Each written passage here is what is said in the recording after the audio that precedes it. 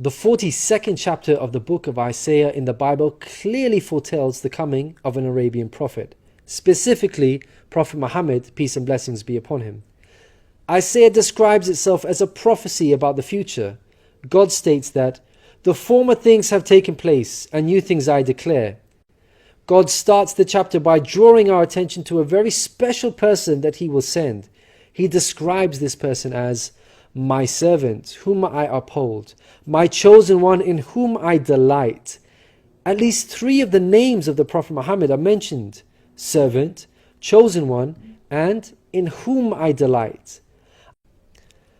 Isaiah is originally written in Hebrew. Arabic and Hebrew share a lot of common words because they are both Semitic languages. Isaiah uses the Hebrew word ebed for servant. The Arabic word for servant is abd. Prophet Muhammad is known as God's servant. In Arabic, Abdullah. Chosen one is Mustafa in Arabic. This is another of the names of the Prophet Muhammad. The one in whom God delights in shows that this person is beloved to God. Habibullah in Arabic, which means beloved of God, also happens to be one of the Prophet Muhammad's names. In Isaiah, God also reveals the location of this special person. He states, "Let the wilderness and its towns raise their voices. Let the settlements where Kedar lives rejoice." Out of all the nations on earth that God inspired Isaiah to mention, he chose to highlight Kedar's location, so we should pay special attention.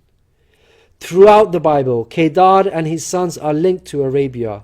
For example, the book of Ezekiel tells us that Arabia and all the princes of Kedar were your favorite dealers in lambs, rams, and goats. In these they did business with you.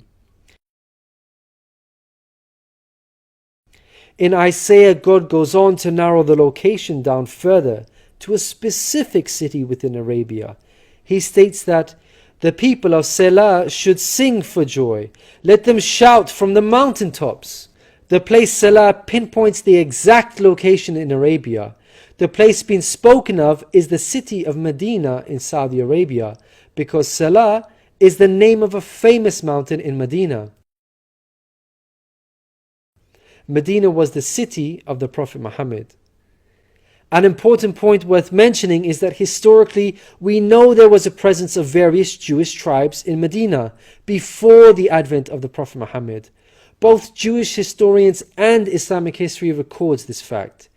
The question then arises, why were there numerous Jewish tribes within Medina?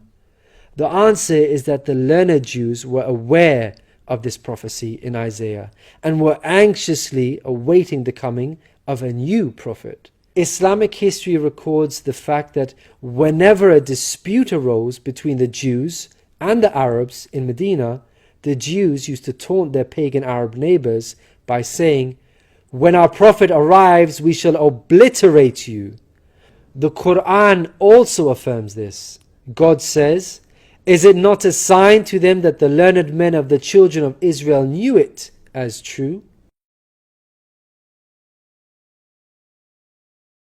In Isaiah, God informs us that the special person will bring something new. Mankind is told that we will sing to the Lord a new song, His praise from the ends of the earth. The statement "a new song" means a new law, a new way of worship. This is exactly what Islam represents. The emphasis on the new song here is singing the praise of God all over the earth. The Quran opens with the statement, "Praise be to God, Lord of the worlds," and is recited by Muslims all over the world during prayers every day. The new song cannot refer to Jesus because he did not bring about anything new. Rather, he confirmed the law of Moses that was already there. In the Gospel of Matthew, Jesus said, "Think not I am come to destroy the law or the prophets. I am not come to destroy, but fulfill." Jesus obeyed and followed the law of Moses throughout his life. Jesus didn't sing a new song. He sang the same song of Moses, the Torah. Moreover, the disciples of Jesus also followed the law of Moses, even after Jesus departed. In the book of Acts, we are told that the disciples looked to the Torah for guidance. For the law of Moses has been preached in every city from the earliest times. In Isaiah, God emphasizes the universal mission of the coming person by mentioning that he will be made a covenant for the people and a light for the Gentiles. Gentiles means non-Jews. The Quran confirms the Prophet Muhammad, peace be upon him, was sent to the whole of mankind, Jews and Gentiles alike. In the Quran, God tells us, "We have sent you, O Prophet, as a bearer of glad tidings and a warner for the whole of mankind, but most people have no knowledge." The verse in Isaiah cannot apply to Jesus, because in the Gospel of Matthew, Jesus said, "I was sent only to the lost sheep of Israel." In Isaiah, God further states that he will lead the blind by ways they have not known. Along unfamiliar paths I will guide them. The pagan Arabs at the time of the Prophet Muhammad fit this description perfectly, because they had not been sent a messenger prior to Muhammad. The Quran bears witness to this. God states that Muhammad was sent to warn a people to whom no warner has come before. The verse in Isaiah cannot apply to Jesus, because his people, the Israelites, had already received a multitude of prophets from God. In Isaiah, God emphasizes that this special person will be sent to those who trust in idols, who say to images, "You are our gods." The whole of Arabia at the start of Muhammad's prophethood consisted of idol worshippers. Again, this cannot be a reference to Jesus, because his people, the Israelites, were monotheists and not idol worshippers. Moreover, Jesus explicitly told his disciples to stay away from the idol-worshipping Gentiles, the exact opposite of what God prophesied in Isaiah. The Gospel of Matthew tells us that these 12 Jesus sent out with the following instructions: do not go among the Gentiles. In Isaiah, God states that this special person will be a warrior and will go forth as a mighty man. He shall stir up jealousy like a man of war. He shall cry, yea, roar. He shall prevail against his enemies. Throughout history, God has dealt sternly with those who are sent guidance and persist in disbelief. Prophet Muhammad, peace be upon him, had to engage in many battles with the idol-worshipping enemies of God and ultimately prevailed against them. By comparison, Jesus did not triumph over his enemies. According to Christians, he was crucified by them. Moreover, Jesus wasn't interested in fighting.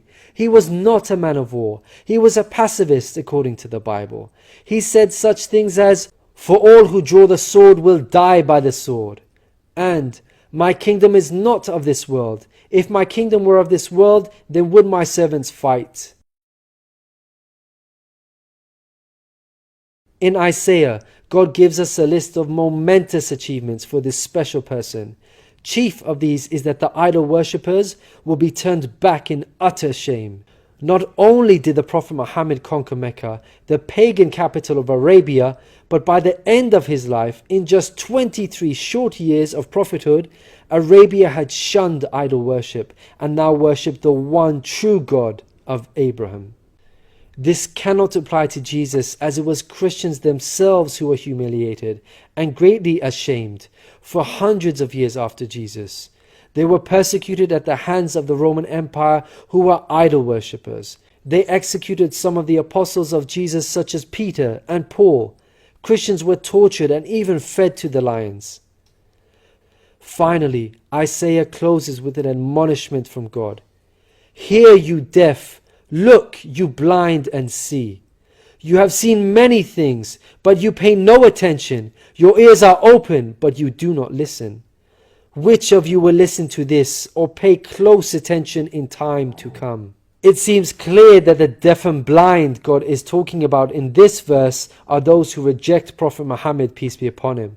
Who among you will heed God by acknowledging him? Who will listen and pay close attention in time to come? الذين يتبعون الرسول النبي الأمي الذي يجدونه مكتوبا عندهم في التوراة والإنجيل يأمرهم بالمعروف